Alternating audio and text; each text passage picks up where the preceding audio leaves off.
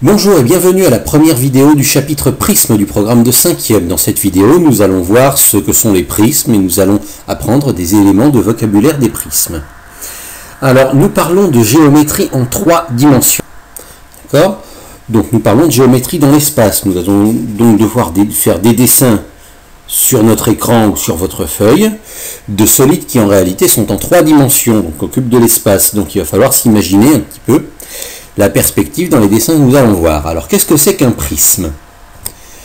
Un prisme, c'est un solide en 3 dimensions. C'est un objet qu'on peut tenir dans la main, en fait. Et il est composé de... Voilà. Pour être un prisme, qu'est-ce qu'il faut avoir? Il faut avoir 2 faces, comme ceci. 2 faces identiques et parallèles, qu'on appelle les bases du prisme. Voilà, ce que j'ai dessiné. Et ensuite, voilà, une base et une autre base.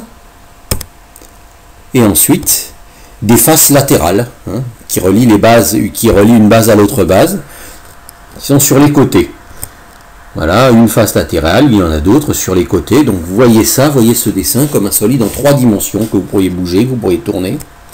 Si les faces latérales sont perpendiculaires aux bases, si en quelque sorte, lorsque vous posez le prisme sur votre table, sur une base, il monte bien droit et pas en oblique, ça s'appelle un prisme droit. Et dans ce cas-là, les faces latérales sont des rectangles.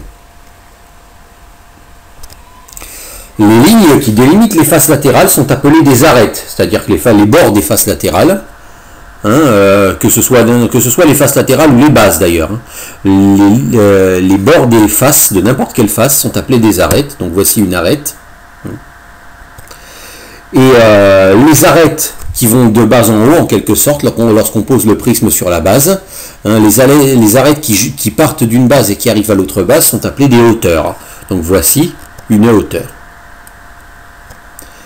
Voilà. Maintenant, il y a certains prismes droits qui sont un petit peu particuliers. D'accord ? Vous avez remarqué, là, j'ai pris comme base une forme un petit peu bizarre. C'est pour vous montrer qu'on aurait pu prendre n'importe quelle forme comme base du prisme. À partir du moment où il y a 2 bases identiques et parallèles, quelle que soit leur forme, ça s'appelle un prisme. Donc, comme forme de base, on peut prendre ce qu'on veut. On peut par exemple prendre des rectangles. Quels sont les prismes dont les bases? Comment dessiner un prisme dont les bases sont des rectangles? À quoi ça ressemble? Un prisme dont les bases sont des rectangles, ça ressemble à ça. Voilà. Et est-ce que vous pourriez réfléchir à comment on appelle ça? Ça, c'est une forme que vous connaissez. Est-ce que vous lui avez déjà donné un nom?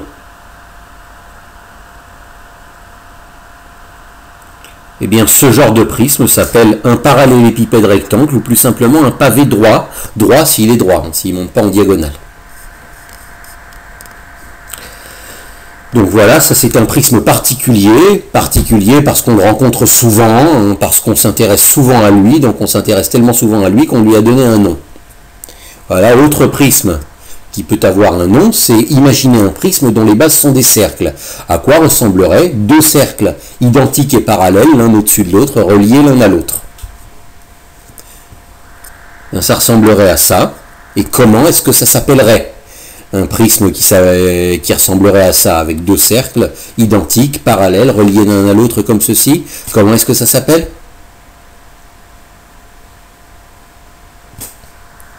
Ça s'appelle un cylindre. On dit des fois, lorsque le cylindre est droit, que c'est un cylindre de révolution. Vous verrez dans le livre, vous verrez peut-être dans vos livres, cylindre de révolution, pas de panique, c'est tout simplement un cylindre, tel que vous avez l'habitude d'en rencontrer.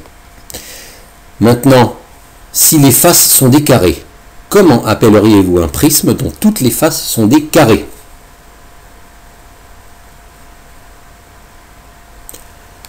C'est un prisme qui est très connu, avec un nom très connu, que vous connaissez depuis la petite enfance.